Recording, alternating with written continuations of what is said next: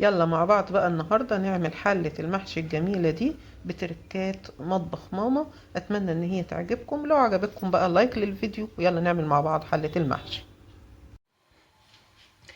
اول حاجة لازم نعرفها واحنا بنشتري الكرومبة، نجيب كرومبة تكون متوسطة، بلاش الكبيرة قوي وبلاش الصغيرة قوي، طبعا بيبقى ورقها صغير وبيتعب يعني وانت بتعملي. تاني حاجة جيبيها طازة، تجيبيها ورقها اخضر وطازة وكويسة. ما يكونش فيها اي خروم. تكون مدورة، ما تكونش ايه مطاولة شوية او فيها اجزاء كده ايه مش مظبوطة. لا، عايزينها كلها تبقى مدورة زي ما احنا شايفين، وما تكونش مكبوسة قوي. دوسي عليها كده ما تلاقيهاش مكبوسة قوي.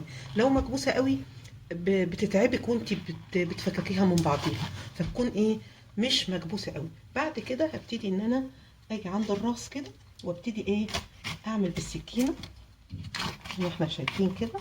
ابتدي ايه الفها. هي دي انا جبتها امبارح بس كانت طازه قوي. الطازه قوي دي بيبقى فيها قطرات ندى كده بتتعبك وانتي بتفككيها من بعضيها، فسبتها باتت من امبارح للنهارده. ولما فضيت قلت ايه نعمل بقى الكرومبه بتاعتنا. هبتدي اقطع الراس. شايفه عشان هي ايه، اولا عشان بيتها، ثانيا عشان مش مكبوسه قوي ورقها بيطلع لوحده. بتوقفيها كده على سيفها كده، وابتدي خبطيها خبطتين صغيرين بالطريقه دي كده. دي بتساعد برضو ان هي تفك من بعضيها، او ممكن تعمليها كده. تمام. بعد كده زي ما احنا شايفين بتتفك خالص. ممكن تحطيها تسقطيها كلها في الميه المغليه وهي سليمه كده وتطلعي ورقه ورقه، لكن انا عن نفسي بفضل الطريقه دي. احنا اتفقنا ده مطبخ ماما، فبنعمل بالطريقه اللي ماما كانت بتعمل بيها، الطريقه الاصليه. هبتدي افككها كلها من بعضيها زي ما احنا شايفين كده. الورق بيطلع بمنتهى السهوله. واروح بقى ايه، انا دلوقتي حاطه ميه على النار، هنروح نشوف احنا بنسلقها مع بعض.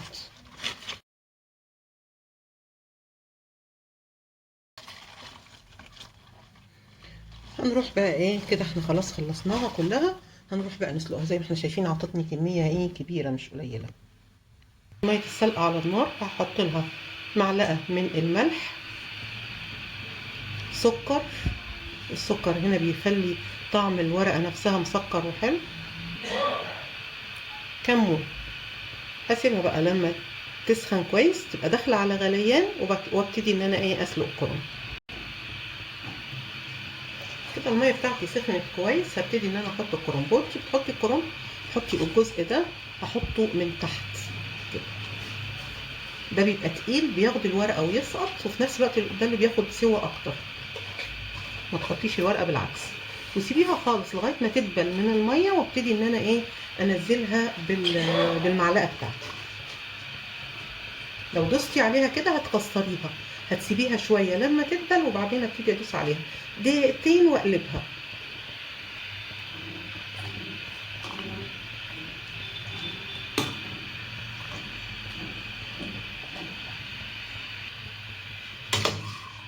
اعرف بقى ازاي ان هي استوت؟ تخرجيها كده وتحطي ضفرك فيها، تلاقيه غرز، يبقى كده ايه استوى. ما تسويهاش قوي، لان انت بتطلعيها بتحطيها في مصفى تصفي ميتها. بتكمل السوى، هي لسه سخنه برضو، فبتكمل السوى. طب لو لقيتها استوت قوي، طلعيها على ميه ساقعه على طول عشان نوقف عمليه الايه السوى. سبت الورق لما يبرد، وبعد كده ابتدي ايه اوضبه. العرق التخين ده ببتدي ان انا اقطعه واتخلص منه. في ناس على فكره بتعمله مخلل، بيبقى حلو جدا. بعد كده ابتدي الف الورقه بتاعتي كانك بتلفي صباع محشي كده. تمام. وابتدي اقطعها بالطول اللي انا عايزاه له الصباع.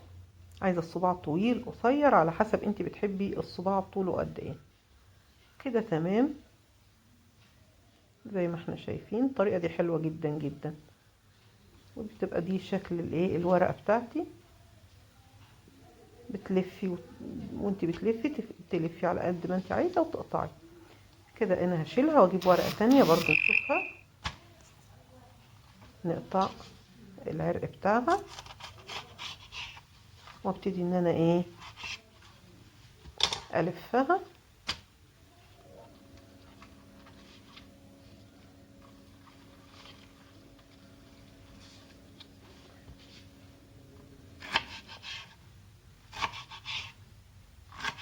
كده تمام. نخلص الكمية بتاعتنا كلها بنفس الطريقة. كده انا خلصت الكرنبة، قطعتها وخلاص ووضبتها. اروح بقى اجهز الحشوة ونشوف هنحشيها ازاي ونسويها ازاي. عندي هنا المادة الدهنية على النار، زيت، سمنة، زبدة على زيت، سمنة على زيت، اللي انت عايزاه. هحط عليها البصل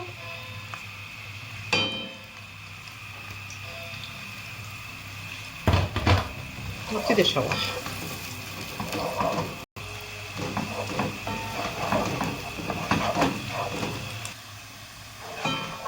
نصيحة مني بقى وانت بتقلي البصلة، النار لا تكون عالية، لان لو عالية هتحمرها بسرعة، مش هتديك التسكيرة الحلوة بتاعة البصل، البصل مش هيخرب السكر اللي فيه. ولا تكون النار واطية قوي بحيث ان هي تاخد معاكي وقت طويل كده وتتعبك، تبقى النار متوسطة. في الحالة دي البصل هيطلع السكر اللي فيه وهيتحمر كده على نار مظبوطة، وهيديكي احلى تقلية. كده انا وصلت للون اللي انا عايزاه. هنزل بايه؟ بواحدة مرقة خضروات،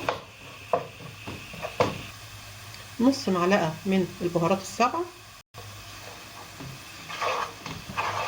لما بتديهم تحميرة كده صغيرة مع البصل بيطلعوا الزيوت اللي فيهم وريحتهم بتبقى أقوى في الأكل.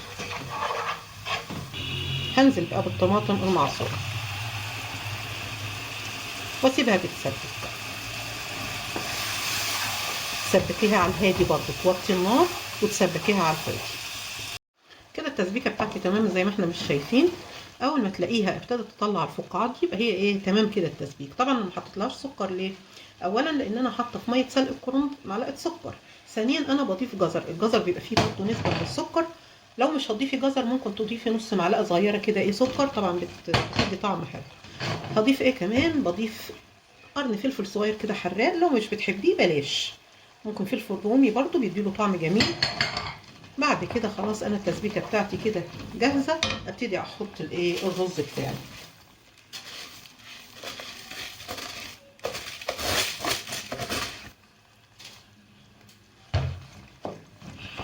لغايه دلوقتي انا لسه ما حطيتش الخضره، انا عايزه الخضره تحتفظ بلونها وبطعمها، فهحطها بعد ما ايه؟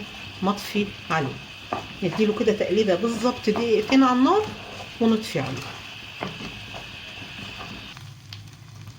كده انا طفيت بقى خلاص على الرز دقيقتين بالظبط. وبعد كده هضيف له بقى الخضره بتاعته. انا بحط له كزبره وشبت بس، مش بحط بقدونس.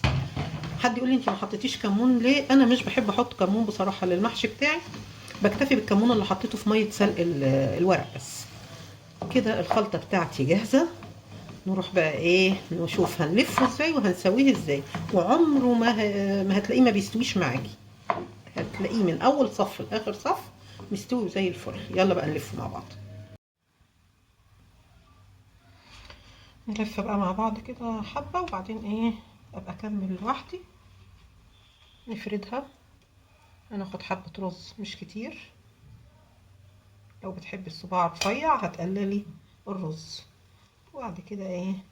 هتلفي لفة اتنين تلاتة وتقطعي بالسكينة. عايزة تتخني على كده تمام براحتك، تكتري الرز. لفة اتنين تلاتة واقطع. مفيش اسرع من كده.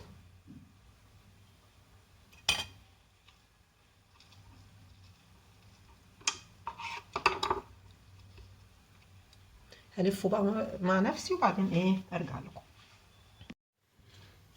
بعد ما خلصت لف ابتدي بقى ايه؟ ارصه في الحله بتاعتي. بتحطي اللي هو لونه اخضر شويه هو اللي بيتحط من تحت، واللي لونه ابيض بيتحط من فوق، لان الاخضر ده بياخد سوا اكتر. وبترصيه عكس عكاس. يعني ايه عكس عكاس؟ يعني لو رصيت الصف اللي تحت بالطول، الصف اللي فوقيه هيبقى بالعرض. ده اللي بيساعد على انك تسويه مظبوط، كله يستوي. ودايما الفتحة بتاعت اللفة تخليها تحت، وانا بحطها اخليها ايه؟ من تحت. قلنا الاخضر برضو بخليه في الصف الاولاني خالص من تحت. تمام. هلف بقى الحلة كلها وارجع اوريها لكم.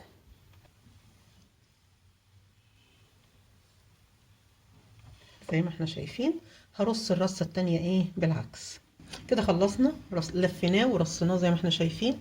نروح بقى ايه نسويه ونشوف هنسويه ازاي ويطلع السوا مظبوط 100%، ويطلع الصف الاولاني مستوي زيه زي اخر صف. هحط واحدة مرقة خضروات. هحط كمان هحط كمان رشة زيت. الزيت ده بقى بيخليه بيلمع ومفلفل وجميل. رشة كده مش كتيرة. وبعد كده احط له الشوربة المغلية او المية المغلية على حسب المتاح عندك. بنحطها لغاية فين؟ بنحطها لغاية ما تظهر عند اول صف. هي كده لسه ايه، استنى المية تنزل كده او الشوربة تنزل تحت، واحط كمان لغاية ما بتوصل لاول صف. كده بيبقى ايه عيارها تمام. وامسكيها كده ايه، اديها هزة صغيرة، واول ما هيغلي هنروح ايه موطيين عليه النار. وكده تمام التمام. ونشوفه بقى بعد ما يستوي ان شاء الله. نشوفه بقى كده استوى ولا لا. نطلع واحد ونشوف زي ما احنا شايفين. شايفه كده مستوي زي الفل. نغرف بقى ونشوفه مع بعض. يلا بقى نقلب الحلة مع بعض.